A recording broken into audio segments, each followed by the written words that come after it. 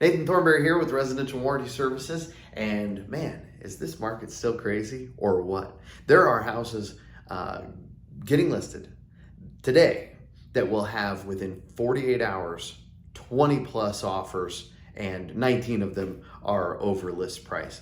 And if you are fortunate enough to be a seller in this market, taking advantage of market conditions and getting the maximum amount you can out of your biggest investment, then listen up, because I have a strategy for you and your real estate agent that can maximize your return without too much risk and do it efficiently.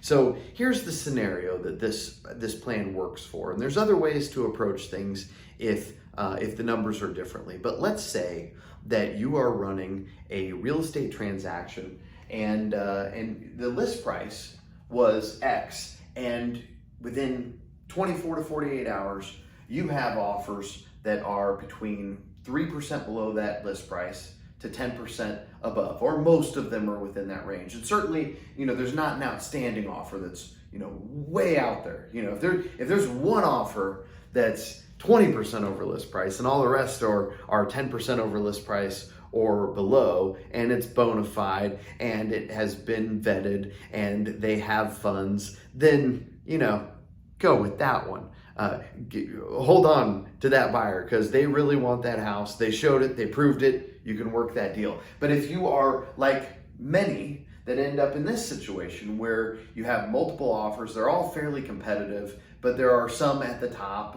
range and some towards the bottom range, then this plan is going to work great for you. So let's use the example of a $300,000 listing with offers from $291,000 all the way up to $330,000. There's a way that has culminated. It's in basically four groups. You have your top three, they're in the 325 to 330 range, maybe as low as 320. Your fourth and fifth, what I call the on deck folks, they're between 315 and 325. In the running, they're between 305 and 315, and you're nope, this isn't going to work for you or for us. 305 and below, basically people that came in right at or near full price, or maybe even a little bit below it. So they're out, but everybody else we're going to play a little bit differently, and this is how to maximize your offer. And when I say maximize, I mean do it with the least amount of risk. So at this point, you have a hot property, you have at least three people that are looking to pay 10% over list, and right behind them, people that are in the 5 to 6% range in over list price. So your risk of offending some of these folks or them moving on doesn't hurt you too bad. And that's the scenario that we're going with here. And we're not going to go back and try to turn a $300,000 listing that got $320,000 offers into a $370,000 sale, because that's just not a reasonable expectation. It rarely happens. So instead, let's do something reasonable. Let's go after $342,000 with the risk that we might, in the process, this is a downside risk, we might say goodbye to a $330,000 or $325,000 offer and end up taking something that's a little bit less. So we're going for 342. We might end up as low as 320 or 325 if things go horribly from here. And if they go a lot worse than that, then we can slow it down. We don't have to respond to all those offers right away. We could pull it from the market if you had to. You could do some improvements, whatever. You're obviously not going to take a lot less, but this is really where the range that you're going to end up in. Let's talk about getting to that 342, because it is super, super easy. The first thing that we're going to do is we're going to go back to all of the parties, and we're going to normalize the offers and eliminate any escalations. Escalations sound cool, but what purpose do they really have when there are 20 offers. It's basically, one of the 20 offers going, yeah, I'm going to make an okay offer, not the most outstanding offer. And just in case somebody beats me, hey, can we make the game unfair and put me ahead of them? That would be wonderful. Well, no, we're not going to play the game that way when we have 10, 15, 20 offers. If we had one or two, fine. But that's not the situation that we're looking at here. Here we can eliminate the escalations and we can normalize the offers, because one of the paralyzing parts of the real estate transaction, when you have all these different price points on a form that can be filled out in many different ways, is that these three people, they had some sort of inspection contingency. Maybe one or two of these folks didn't, but one of them did, and they had some specialty type of inspection that they were looking for. Maybe this guy here needs a mortgage, but he's pretty well qualified, and maybe all of these ones are cash. So you put these all on a matrix, and man, there's no way to simplify it. So let's do ourselves a favor and make our real estate deal more efficient, and go back to all of them with a standardized purchase agreement that says, here's the typical and customary fee splits, here's all the contingencies we're not going to have anything to do with, so you work those out on your side, come to us with a full mortgage approval or proof of funds, so that this is not contingent upon mortgage approval from here forward. The second thing is that we're going to come back with the highest and best from all of the participants really in this strategy. You'll see how we do that in a moment. But our goal number, that $342,000, we're going to reward the buyers who are pretty close to that number if they get there with a complete risk elimination on the inspection contingency side, or at least for major structural concerns. And here's the way we're going to do that. We're going to go back to the top three, and we're going to say, you are in the top three. We're looking for a highest and best from you, and we're looking for it very quickly, because we don't want to have to deal with everybody else in the group. So, in the next 6 hours, come back with a number, your highest and best, and here's the way it's going to work. Contingencies are gone. You'll find a purchase agreement template in your email box. And also, if by chance your number comes back over $340,000, not the 342, we're saying over the $340,000, we will have an inspector come out, do an inspection. Mechanical and cosmetic issues are not a concern for this transaction, but structural issues are. We will resolve any of those, and we're going to put a 1-year structural warranty from Residential Warranty Services on the property that is tied to that inspection. So your buyer gets, they're paying a premium, and we're not trying to sell them a property that has defects. We don't know of any. Where, you've seen our seller's disclosure, our people are honest, but we'll have a third party come in that is tied to a structural warranty for this home, regardless of its age, location, etc.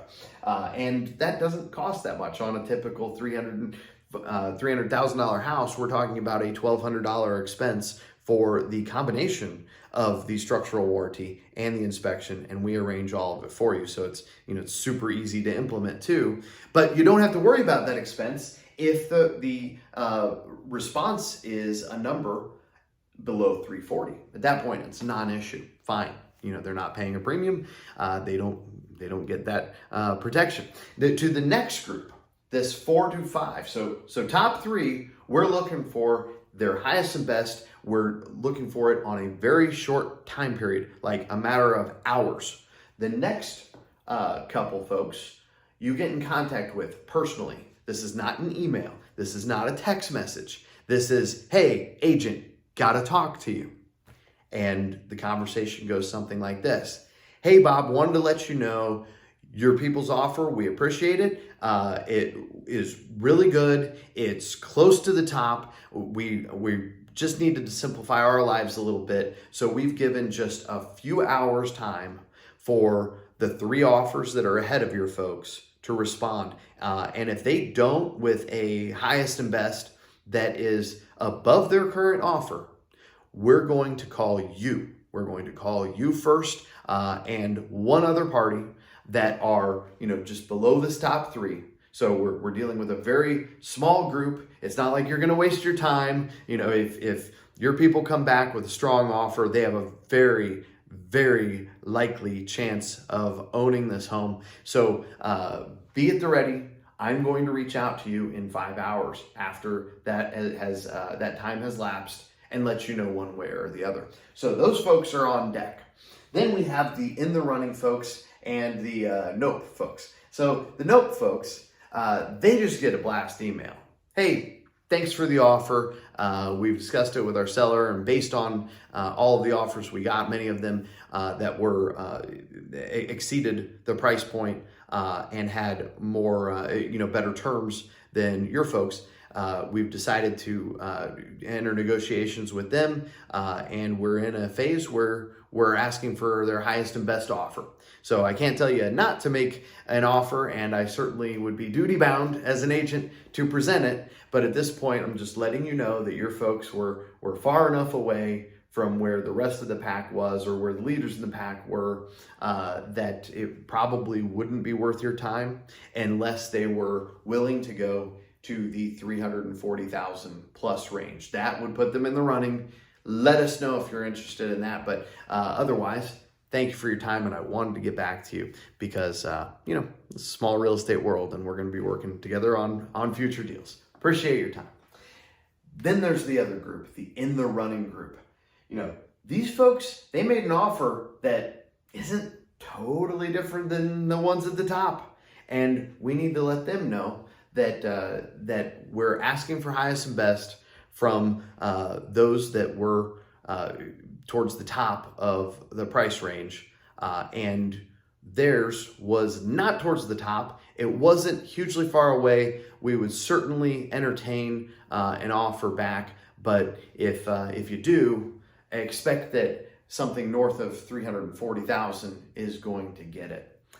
So if that's something that you're in the mood to do, great. Otherwise, we'll let you know if none of those offers work out. And by keeping that open line of communication, and these bottom 2, those are emails. The on deck folks, that's a personal phone call, and the top 3, those are personal phone calls along with a written response as well. So what does that net you? Okay, that means that these folks, they only have to come up just a little bit in order to be at 340,000 plus, and to maximize within reason with relatively low risk what you net from your listing. And by the way, the $330,000 offer to go up to 342,000 at today's interest rates for a typical owner occupied conventional mortgage, that's $51 a month. That's it. That's the difference. So, put it in terms of that, and it doesn't seem like an unreasonable idea that they would come up. Even at the bottom of the group that we would really be responding to, this in the running category, it's only $156 per month difference. If you go to nextwarranty.com, you will see a website that looks like this flyer. You can pick the 1 year, the 3 year, the 5 year category, and 2 different levels of coverage. Again, for a 1 year on something of this nature, you're looking at a $1,200 expense. Most of our sales of that product are in that $1,200 range. And if you order it online, it comes to us, and not only do we put the warranty in place, but we order an inspection as well. And if there's any structural concerns in there that would prevent something, in the future from being covered under that coverage, we'll let you know. We'll figure out the best way to solve the problem, because at the end of the day, do we really want to, sell the buyer a nightmare? No, not really. Is it fair if they, end up in a nightmare situation because they waived inspections They waived having, that next structural warranty, the only warranty for structure of existing homes all throughout the United States. At that point they kind of deserve, they got what they paid for.